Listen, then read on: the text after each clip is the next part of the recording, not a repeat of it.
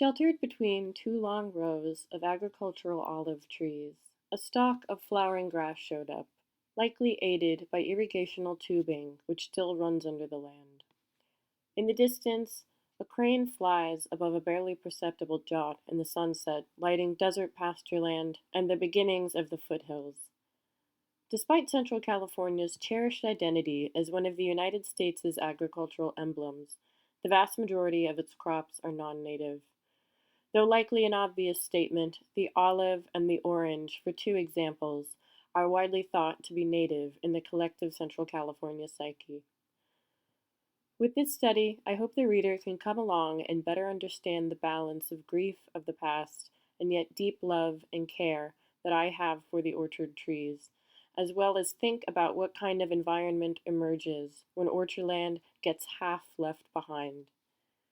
Proven, despite the beauty I found among them, to be an ecologically devastating agribusiness practice, I plan on spending this time drawing attention to how a bordering, schematic description of land aids to preserve an anesthetic, industrial use-based relationship to dilapidated but worthy agricultural wastelands.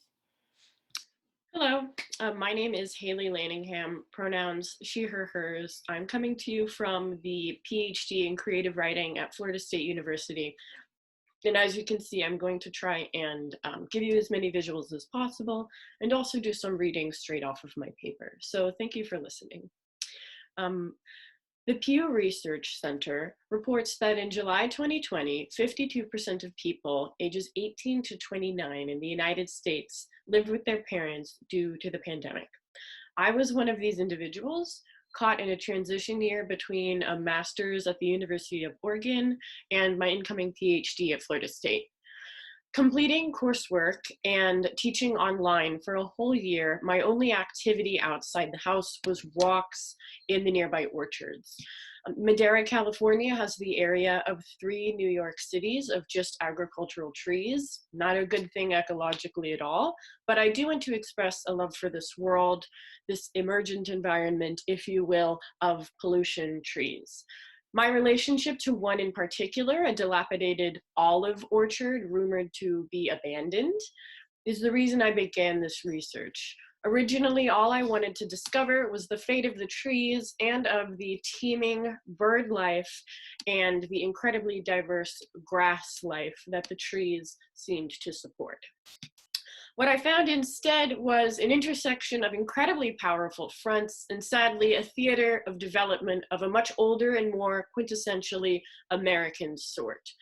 Power players, which is to say the only players at all here, were 4, a farming operation, a development company, just the general presence of government zoning regulations, such as what agricultural space has to look like and what recreational space has to look like.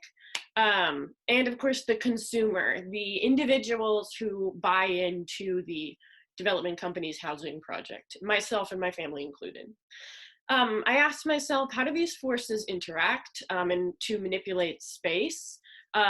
Certainly not by community, I've found, but by economic exchange, the invention of value as necessary, whether that's agricultural production or recreational space and how that switches.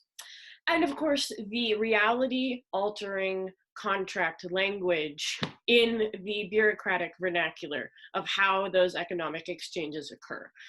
That is kind of the focus of this study. As a poet, I study language, and I'm going to be scrutinizing bureaucratic language, and particularly when it creates borders and what must occur in the spaces that it invents for value. I'll begin with a theoretical framework, and then we will get deeper into the actual content of what I found. So yeah, thank you for watching.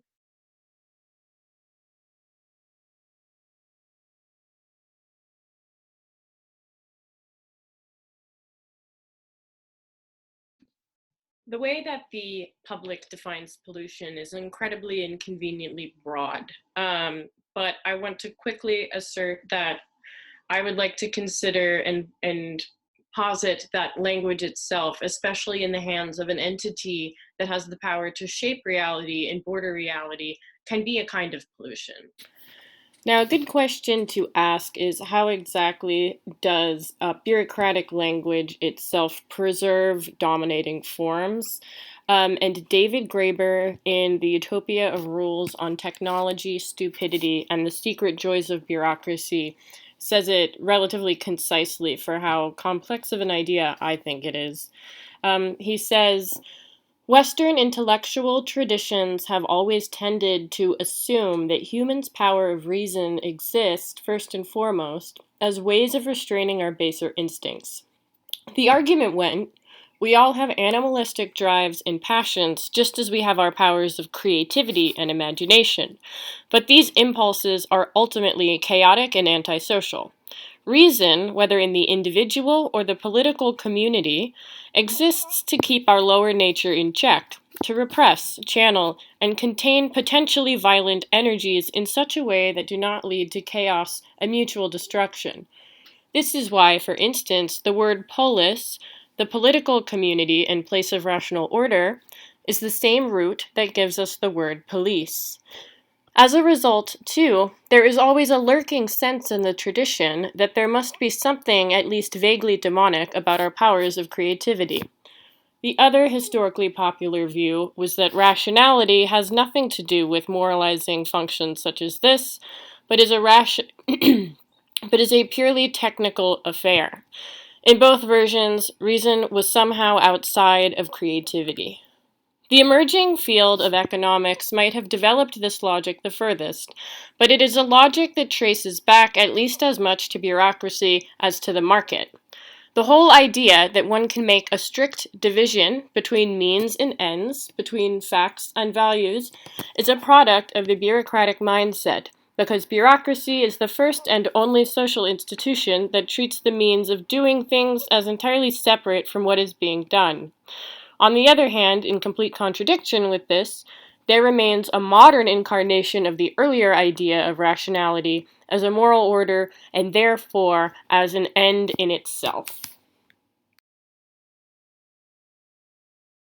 What that means is that inside of all immediately available understandings of bureaucratic facilitation, including contract language in the hands of powerful entities, is an aversion to creative and effective powers and ways of knowing. This anesthetic form of bureaucratizing what happens to land is inaccessible to actual individuals and does not have any space rhetorically to value living things, whether that is getting a multi-species perspective or listening to marginalized and displaced peoples from that space. And this will bring us into the next section where we can view, by no means something I mean to directly compare to what happens to orchard land, but nonetheless, an ancestor to this kind of power.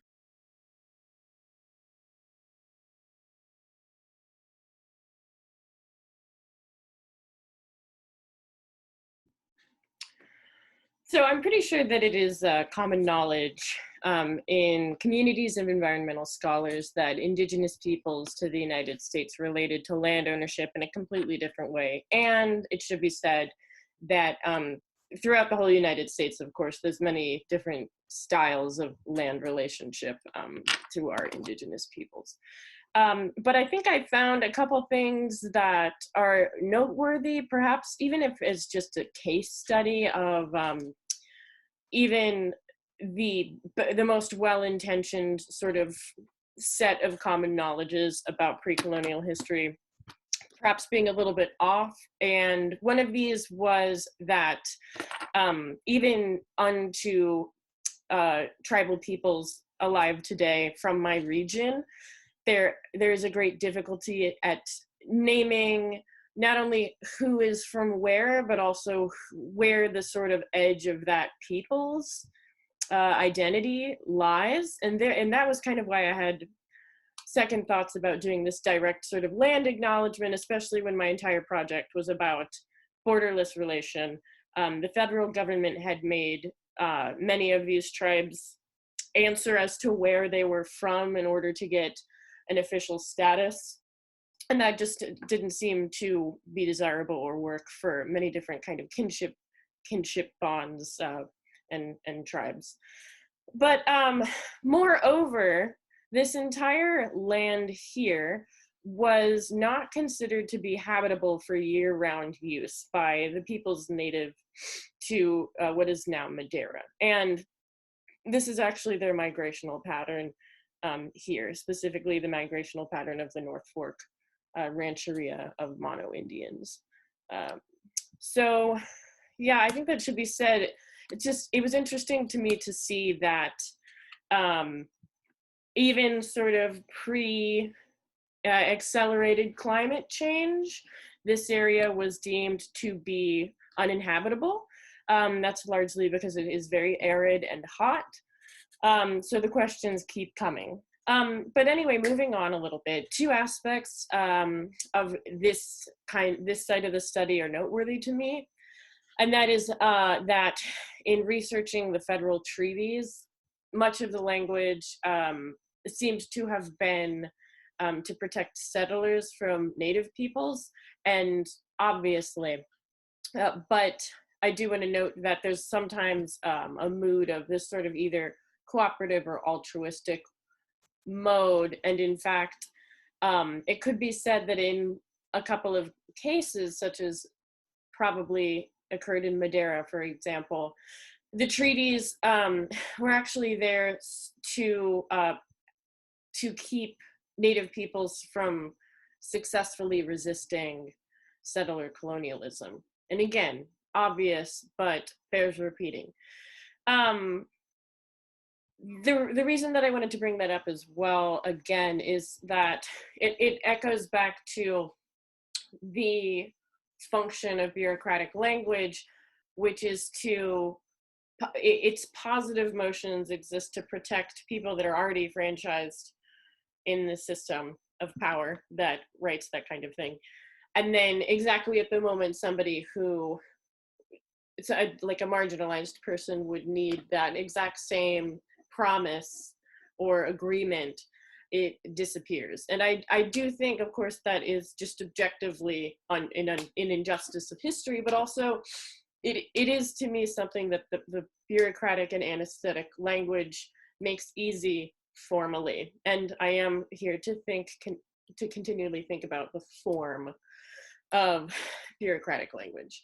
The second most interesting point that I found from this part of the research is that these sort of border creations, I almost said fights, but they were in fact creations of borders, occur exactly over agribusiness. Agricultural production so-so, and then subsistence farming a little bit, but actual agribusiness can be traced very, very far back to this region. And it was a direct force of displacement to indigenous peoples.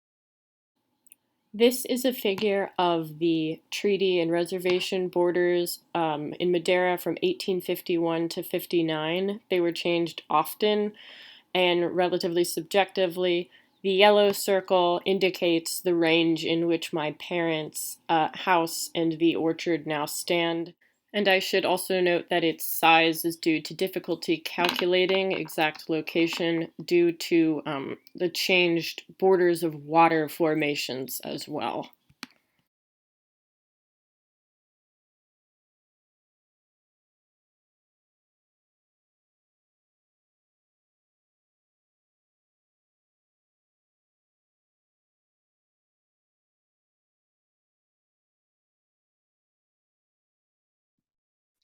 So that I can have a little bit of control over directing your attention, I'm going to share my paper in point. So I haven't actually showed you the land yet. This is the land. As you can see, not a lot of housing developments here. This is a big one, so I should say that. But this is where my parents have moved in. We live right here, right close to the orchard. This is my olive orchard in question here. It is actually sandwiched between my parents' housing development and a true middle class neighborhood. and that comes into it in a minute. But as you can see, anybody who understands humans, I was immediately worried for the fate of this space here. And I don't think I've emphasized enough yet exactly how rich the animal life here is. And I anticipate that's actually due to how unperturbed the orchard is, because as I said, it is dilapidated, right? So this has a lot of sort of human attention. They get they get poisoned, and otherwise get sprayed by chemicals to control productivity, whether that's actually ceasing reproductive, slowing reproductive speed down, or speeding it up. So there's a lot of animals here, I think largely because it was left behind for so long. But I actually asked for an interview with the marketing director of the housing development when I figured out they had purchased this big swath of land from somebody, in order to find out what was going to happen to the trees, like I had mentioned. And I figured, the reason I'm bringing this figure up, I figured that, this actually belonged to somebody along here. That was incorrect, but I figured, there's a lot of sort of trucks in here. I figured that some people have gates on their fences where they can just sort of walk out into this if they want. And so I sort of thought maybe somebody owns this strip of land or this land right here. And so I asked the marketing director who they bought the land from, expecting a sort of mom and pop. And as many of you may have been able to anticipate, I was sorely mistaken.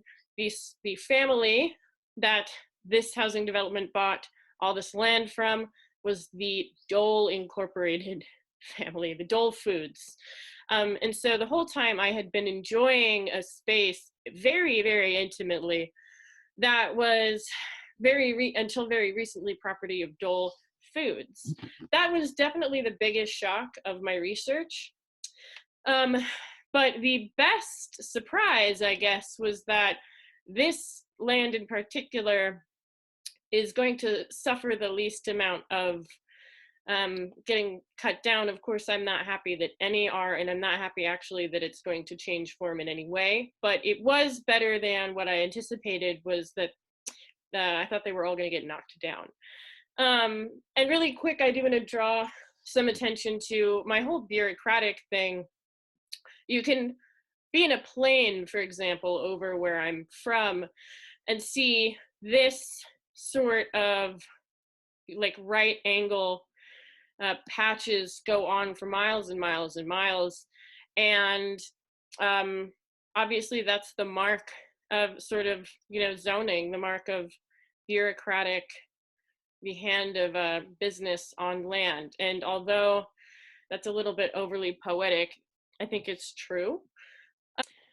And so if I were to call that map kind of the form, as a poet, of the land, the form that the land is constantly directed to take, that I want to get into a little bit of content and how the consumer comes into this, because I think here and there you'll see a criticism of green capitalism. And again, I'm not exactly sure like what my audience would know or believe on that subject in this context, but in any case, I sort of, looking at the marketing materials of the housing development, and by the way, I have to, don't bother them, I didn't bother to blur them out.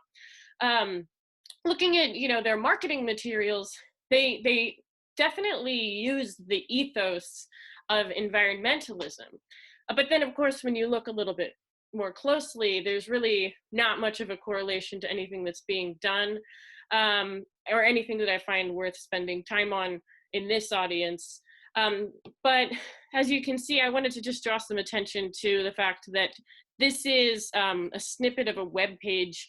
They won a national competition for best print marketing campaign. I think it had a lot to do with sort of co-opting the language of farms, small farms particularly, not dole, and also sort of co-opting an environmental ethos. So the reason that I think that are for examples like this, the natural soulfulness of the land. Yes, advertising the Great Root Creek Trail. This is a trail that does not exist. This is a trail that many of the olive trees will become a part of.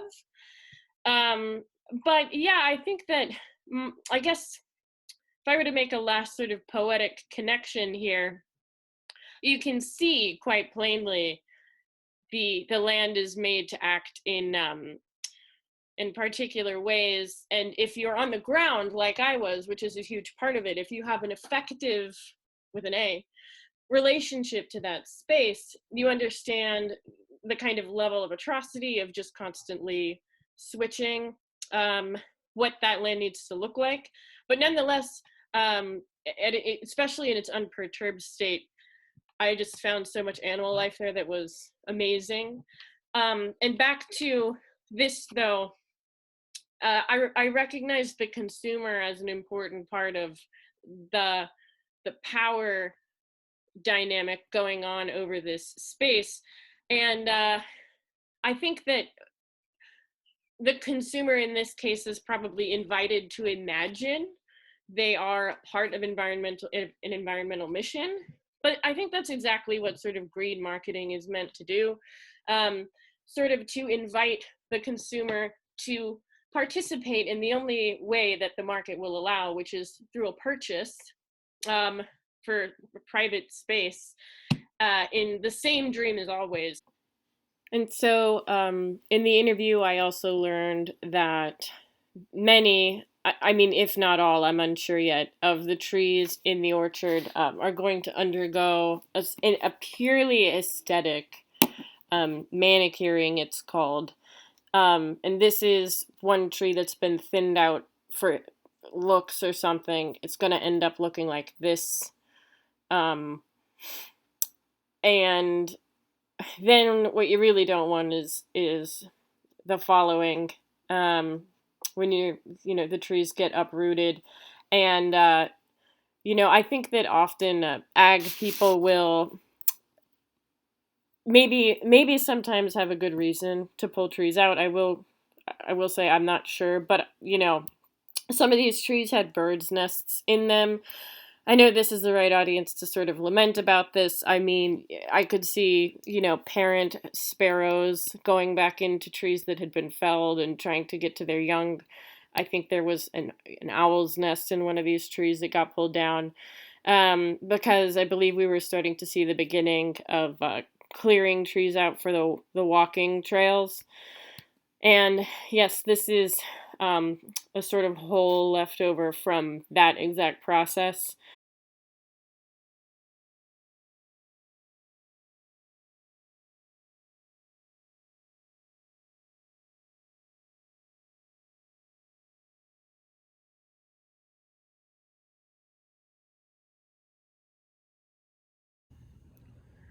Love of place, love of flaws, love of what's been done to you, love of the limb of dirty water and the crane's flight to someone else's heart, love of what we have to eat here, which is the plastics fish have swallowed and the meat around the plastic that persists, love of how you are some days walkable, some days not, but this depends on my capacity to breathe down your distances.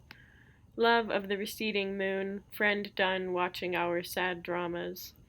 If I couldn't miss my life, I'd be in Oriole and all darkness with the sunset in my wings, only beaming when I feel afraid or go to be alone. You, better than me. You are 2000, and I this legal self, asleep on your couch of grasses.